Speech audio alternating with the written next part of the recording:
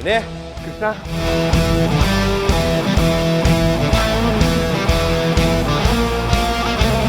ಹೇಗಿದೆಯೋ? ಚೆನ್ನಾಗಿದ್ದೀನಿ ಕಣ.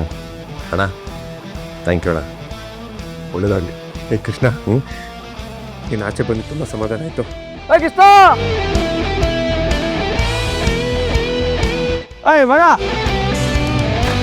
ಬರ ಬರ.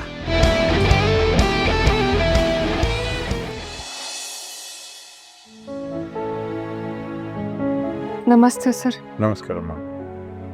ಅವತ್ತು ನಮ್ಮ ಮನೇಲಿ ಹಾಗಾಗಬಾರ್ದಿತ್ತು, ದಯವಿಟ್ಟು ಕ್ಷಮಿಸಿ ಸರ್. ನೀನು ಯಾಕಮ್ಮ ಕ್ಷಮೆ ಕೇಳ್ತೀಯ? ಅಲ್ಲಿ ನಡೆದಿದ್ರಲ್ಲಿ ತಪ್ಪೇನಿದೆ? ಗಾಯದ ಮೇಲೆ ಉಪ್ಪು ಚೆಲ್ಲಿದ್ರೆ ಉರಿ ಆಗೇ ಆಗತ್ತೆ. ಹೊತ್ತು ಹೆತ್ತು ಸಾಕಿ ಸಲಹಿ ಇನ್ನೇನು ಕೈಗೆ ಬಂದ ಮಗ ಅಂದರೆ ಕಣ್ಣು ಮುಚ್ಚಿ ಕಣ್ಣು ತೆಗೆಯೋದ್ರಲ್ಲಿ ಹೊರಟೋಗ್ತಾನೆ. ಅಂಥ ಮಗನ್ನ ಕಳ್ಕೊಂಡ ತಾಯಿ ಬಾಯಿಂದ ಅಷ್ಟು ಬರಲಿಲ್ಲ ಅಂದ್ರೆ ಏನು ಪ್ರಯೋಜನ? ನಿಮ್ಮ ಮನೆ ಹತ್ರ ನಡೆದ ಘಟನೆಯಲ್ಲಿ ಯಾರು ತಪ್ಪು ಇಲ್ಲ. ಸರ್, ನೀವೇನೋ ಸಹಾಯ ಅಂತ ಮುಂದೆ ಬರ್ತೀರ, ಆದರೆ ಅದು ನಮಗೆ ಸಾಲದ ಹೊರೆ ಆಗುತ್ತೆ. ಅಣ್ಣನಿಗೂ ರಾಜೇಶ್ಗೂ ಬೆಲೆ ಕಟ್ಟದಾಗುತ್ತೆ. ಅದನ್ನೇ ನಾವು ಮೊದಲಿಂದನೂ ಹೇಳ್ಕೊಂಡು ಬಂದಿರೋದು. ಅದೊಂದು ಕಡೆ ಆದರೆ ಇನ್ನೊಂದು ಕಡೆ ಮದುವೆ. ಅಣ್ಣನ ಚಿತೆ ಇನ್ನೂ ಆರಿಲ್ಲ. ಅಷ್ಟರಲ್ಲಿ ಈ ಸಂಬಂಧ ಅಂದರೆ ಅಮ್ಮನಿಗೆ ಅದು ತುಂಬ ಸಂಕಟ ಆಗೋಯ್ತು. ನನ್ನ ಉದ್ದೇಶ ಗಾಯದ ಮೇಲೆ ಬರೆ ಹಾಕೋದಾಗಿರಲಿಲ್ಲ. ನಾನು ಬರೀ ಉಪಕಾರ ಮಾಡಬೇಕು ಅನ್ನೋದಕ್ಕೋಸ್ಕರ ನಿಮ್ಮ ಮನೆಗೆ ಬರಲಿಲ್ಲ. ವಿನಯ್ ನನ್ನ ಮಗನೇ ಆಗಿರ್ಬೋದು, ಆದರೆ ನಿಮ್ಮ ಅಕ್ಕ ಕಲ್ಯಾಣಿ ಅವನ ಕೈ ಹಿಡಿದ್ರೆ ಅದು ಬರೀ ಮದುವೆ ಮಾತ್ರ ಆಗಿರೋದಿಲ್ಲ.